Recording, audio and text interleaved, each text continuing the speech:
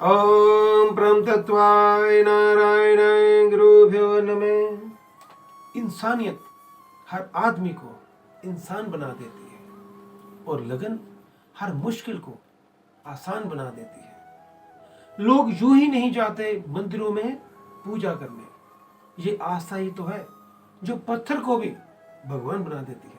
दोस्तों नमस्कार, एसवीएल चैनल पर आप सब दर्शकों का बहुत स्वागत है। दोस्तों आज के इस वीडियो में मैं आपको बताने वाला हूँ कि 15 फरवरी 2026 को आने वाली महाशिवरात्रि कब मनाई जाएगी। शिवरात्रि की पूजा का श्रेष्ठ समय कौन सा रहेगा, चार प्रहर की पूजा का श्रेष्ठ समय कौन सा रहेगा, व्रत के पारण का समय कौन सा रहेगा, और साथ में उन लोगों के लिए एक उपाय बताने जा रहा हूँ जो लोग कर्ज से घिरे हुए हैं। वो ऐसा कौन सा एक उपाय करें कि उनको जीवन में जो कर्ज संबंधी परेशानी है वो खत्म हो जाए। तो चलिए जानते हैं दोस्तों कि इस बार महाशिवरात्रि कब मनाई जाएगी। दोस्तों इस बार महाशिवरात्रि का महोत्सव 15 फरवरी 2026 को शाम 5:07 पर माघ मास की चतुर्दश तिथि के साथ ही प्रारंभ हो जाएगा। दोस्तों मैंने आपकी सुविधा के लिए कुछ चार्ट बनाए, उसमें डेट्स नोट की हैं। आप इस डेट्स को नोट कर लीजिए।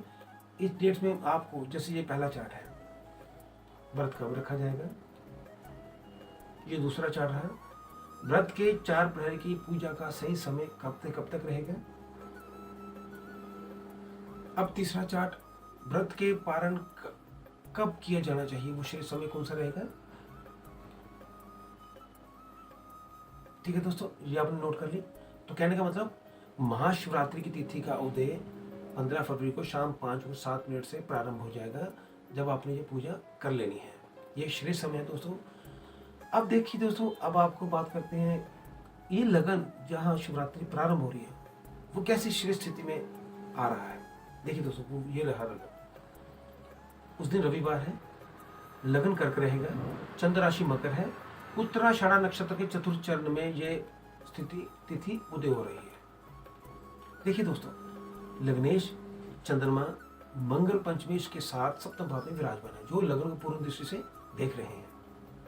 यानी कि आपके लगन को पूर्ण बल मिला है। पंचमेश आपके ध्यान और भक्ति को उच्च भाव के साथ प्रकाष्ठता के ले आने के लिए आपको इतना बल दे रहा है।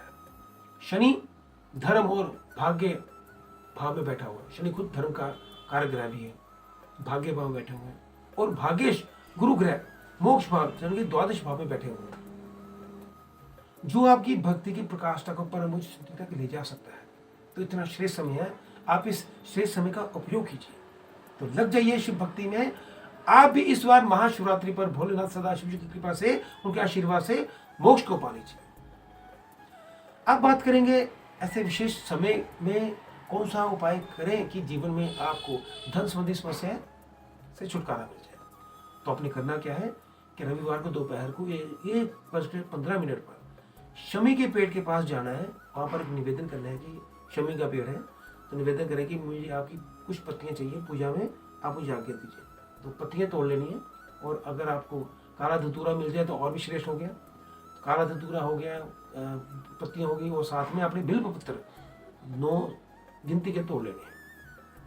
शाम को आपने पूजा में इन सामग्री को साथ में जरूर यूज करना है। जैसे आप जो रूटीन में शिवरात्रि में पूजा करते हैं उसमें जो सामग्री रखते हैं, दूध, गंगा जल, शक्कर, मिठाई वगैरह जो भी, तो आपने साथ में ये सामग्री भी अर्पित कर देनी है। रात को आपने जब चारों प्रहर की पूजा है तो उस दिए गए समय में चाहे 5-5 मिनट के लिए सही, चारों प्रहर में आपने ओम ऋण मुक्तेश्वर महादेवान में, ओम ऋण मुक्तेश्वर महादेवान में आपने इस मंत्र का जाप करते हुए आपने अपना ध्यान केंद्रित करते हुए 5-10 मिनट जरूर शिवों में लगाने शिव भक्ति में। सुबह आपने उस सामग्री में से ये जो मैंने बताया कि शमी की पत्तियां थोड़ी सी उठा लेनी है, 5 बेलपत्र और 1 काला धतूरा, उसको सफेद कपड़े में लेकर लिपेट लेना है, पोटली बना लेनी है। फिर आपने इसको 14 दिन के लिए अपने पैसे रखने वाले स्थान में रख देना है। यानी कि पूरे 14-15 दिन के बाद होली का आएगी, उस होली के पर्व पर आपने तब तक अपने घर में रखकर उसको धूप दीप करते रहना है। और होली वाले दिन आपने उस सामग्री को, चाहे अपने घर में कोई बड़ा गमला है उसमें दबा दीजिए सामग्री को। अगर ये पॉसिबल है तो आप दूर कहीं जो नदी, जो तालाब वगैरह है उसके किनारे पर अगर कच्ची मिट्टी है वहाँ पर दबा दीजिए। अगर ये पॉसिबल नहीं हुआ तो होलिका के दिन आपने घर में हवन वगैरह करने के लिए जो लकड़ी का कुंड बना होता है उसमें अपना जलाकर उसमें उस सामग्री को अर्पित कर देना है। उसकी राख को अपने घर में फिर दोबारा पूजा के लिए रख देना है। ये 2-3 विधियां हैं। अब कोई विधि आपको जो अच्छी लगती है वो कर सकते हैं। जो होलिका का दिन आप अपने घर में सामग्री को जलाकर राख बना हुआ है, उस राख से आपने डेली टीका लगाते रहना और थोड़ी सी पुड़िया बनाकर वापस उस स्थान पर रख देनी है जहाँ पर आपका कैश पड़ा होता है। दोस्तों ये बड़ा चमत्कारी रेमेडी है, आप करके देखिए, आपको बहुत अच्छा लगा और आपको फायदा मिलेगा। जय सदाशिव महादेव भोलेनाथ, हर हर महादेव।